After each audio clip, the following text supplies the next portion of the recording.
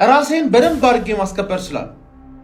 ይሄን አዋርድ የፈለኩት ማን የህዝብ ክብር ስለሆነ የህዝብ ክብር ደግሞ በማሊያ ከሆነ ማን ጣጣ የለውም። ማሊያውን ስለማላወልቀው ራሴን አስከብራል። ተረዳኛል። ገንዘብ ምናምን የመሰላችሁ ሰዎች ማን እዚሁ ቃል ልግባላችሁ ሴቭ አድርጋችሁ ለሁሉም ማን ሙሉ ገንዘቡን ማሊያ ገዝቼ በትኗል። ወደ 50 ማሊያ ምናምን ይሆናል መሰለኝ። ብሩ ከቸገረ ብሩ ሰጣል ቃል ገባል። ዩናይትዳውያን ጥሩ ላይ ነን። ወጥረን እየተንቀሳቀስን ነው። በደንብ ወጥረን እንንቀሳቀሳለን። ዩናይትዳዊ ኮንክ አብዩኤል የሚመች ከሆነ ባዮ ላይ ትገባለህ፣ ቦት ታደርጋለህ። ይኸውልህ ኢንተርኔቱን እናስጨንቀዋለን። ቪዲዮ ሰርተህ ማታውቅ የዩናይትድ ደጋፊ አሁን ነው ቪዲዮ የምትሰራው። መቼ ልትሰራ ነው? አብዩኤልን ቦት አድርጉት የሚል ጽድት ያለ ቪዲዮ ስራ። እንዴት ቦት እንደሚደረግ ከገባህ ቦት ማድረጊያ ቪዲዮ ስራ። እኛ ይኸውልህ ይህንን አዋርድ ቤታችን ይዘነው እስክንመጣ ኢንተርኔቱን እንደዚህ ነው እንነቀንቀው ማለት ነው። እንደዚህ እንነቀንቀዋለን። ማንንም ነው ማንሳብ። ተመልካቾቻችን የሶስተኛው የኢትዮጵያ ቲክቶክ ክሪኤቲቭ አዋርድ በጉጉት ሲጠበቅ የቆየ ቢሆንም የዘንድሮ የህዝብ ምርጫ ከወትሮ የተለየና የበርካታ ክርክሮች ማዕከል ሆኗል። ይሄ ቀላል የቲክቶክ አዋርድ ብቻ አይደለም። ይሄ የሃይማኖት ብርቱ ክርክር፣ የክለቦች የደጋፊነት ጦርነትና የኢትዮጵያ ሚዲያ አጀንዳ የሆኑ ግዙፍ ኃይሎች ፊልም የተንጸባረቀበት መድረክ ነው። ሙሴ ወይስ ብሩክ? ዮቲናስ ወይስ አዶናይ? አብዩኤል ወይስ ጎስት?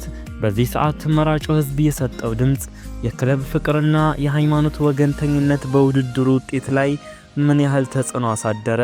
በተለይ የቤስት ኢንፎርማቲቭ ዘርፍ ላይ በሙሴ ሰለሞንና በብሩክ ኒውስ መካከል የተፈጠረው ፍልሚያ አፍ ለአፍ ሲያነጋግር፣ በስፖርት ዘርፍ ደግሞ የጎስት የቁጣ ንግግር የማንቸስተር ዩናይትድ ደጋፊዎችን አስነስቶ አቢን ወደ መሪነት የመለሰው እንዴት ነው? ጎስት ደጋፊዎችን አነሳስቶ ለራሱ አልጠፋም ወይስ ድጋሚ ቀድሟቸዋል? እስከ መጨረሻው ደቂቃ ድረስ በሁሉም ዘርፎች የተከሰተውን ድራማዊ ለውጥና ትክክለኛው መሪ ማን እንደሆነ በዝርዝር ልነግርህ ነው የመጣሁት። ይህ ትንታኔ እንዲደርስለት የምትፈልገው ወዳጅ ካለህ ሼር አድርግለት። ነገር ግን በመጀመሪያ ለትክክለኛው ትንታኔ የሚጠቅመን ነገር ቢኖር አሁኑኑ የሳብስክራይብ እና ላይክ ቁልፎችን በመጫን የቤተሰባችን አባል መሆንህ ነው። ይህ ትንታኔ ይገባዋል። እንግዲህ ተመልካቾቻችን የሶስተኛው የኢትዮጵያ ቲክቶክ ክሪኤቲቭ አዋርድ በደጋፊዎች ኃይልና በጠንካራ የቡድን ስሜት የታጀበ የማንነት ድምጽ የሰማንበት መድረክ ሆኗል። አሸናፊው ማን እንደሆነ በይፋ እስኪታወቅ ድረስ ውዝግቡ እንደሚቀጥል ጥርጥር የለውም። ታዲያ አንተ ወይንም አንቺ ብትመርጥ ወይም ብትመርጪ የምትመርጠው በችሎታ ላይ ተመስርተህ ነው ወይስ በወገንተኝነት?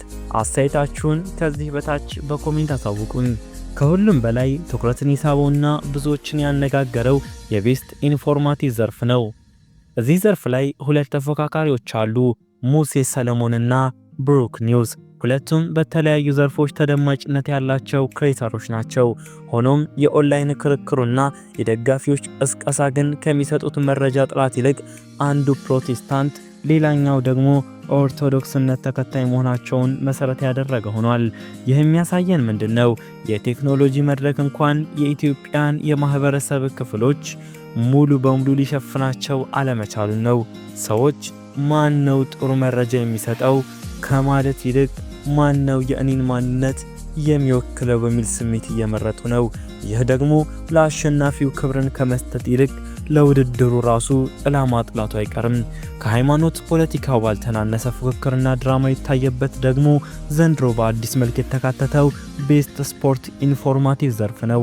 እንደምናውቀው አብዛኞቹ የስፖርት ክሬተሮች በአንድ የተወሰነ ቡድን ደጋፊነት ኮንተንት የሚያቀርቡ በመሆናቸው አብዛኛው ውይይት ከትንታኔ ይልቅ ወደ ብሽሽቅና የቡድን ስሜት ያመዝናል።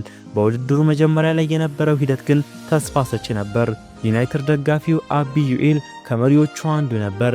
ነገር ግን የአርሰናል ደጋፊ የሆነው ጎስት የተሰኘው ክሬተር አቢ ኳስ አያውቅም፣ እሱ ኮሜዲያን የሚል አስተያየት ይሰጣል። ይህ አስተያየት ለዩናይትድ ደጋፊዎች የመጨረሻው የቁጣ ካታሊስት ሆነ። ይህ የሚያሳየን አንድ ነገር አለ። ደጋፊዎች ለክለባቸው የቆሙት ሰዎች መጎዳትን አይፈልጉም። የግለሰቡ ክህሎት ከጀርባ ቀርቶ የጎስት አስተያየት የማንቸስተር ዩናይትድ ደጋፊዎችን ሁሉ እንደ ስብስብ የነካ ተደርጎ ተወሰደ። ውጤቱ ምን ሆነ? የዩናይትድ ደጋፊዎች በአንድነት ተነስተው ድምጽ በመስጠት አቢን መሪነቱ ላይ ያስቀመጡት።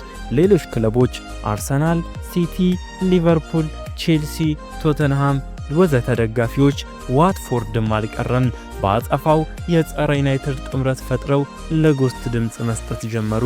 በመጨረሻም የዩናይትድ ደጋፊዎች ድጋሚ ካምባክ አድርገው በውድድሩ ኃያልነታቸውን ማስከበር ችለዋል። ይህ ውድድር የቲክቶክ አዋርድ ሳይሆን የክለቦች ጥንካሬ መፈተሻ ሜዳ ሆኖ ነው ያበቃው። ውድ ተመልካቾቻችን ይህ አዋርድ ለክሬተሮች የሚሰጠውን እውቅና ወደ ጎን ትተን ስናየው በኦንላይን ምርጫዎች ላይ ያለውን የኢትዮጵያውያንን የቡድን ስሜት ጥንካሬ ያሳየ ክስተት ነው። ችሎታ፣ መረጃና ጥራት አስፈላጊ ቢሆኑም በተለይ በኦንላይን ድምጽ አሰጣጥ ስርዓት ውስጥ ማንነትን መሰረት ያደረገ ድጋፍ ከምንም በላይ ጉልህ ሚና እንደሚጫወት መረዳት ይገባል። በእንደዚህ አይነት ውድድሮች ምን እንመርጣለን? ክህሎትን ወይስ ወገንተኝነትን? እናንተ በዚህ ጉዳይ ላይ ምን አስተያየት አላችሁ? ይህ የደጋፊነት ስሜት ጥሩ ነው ወይስ በቴክኖሎጂ ዘመን ወደ ኋላ የመጎተት ምልክት?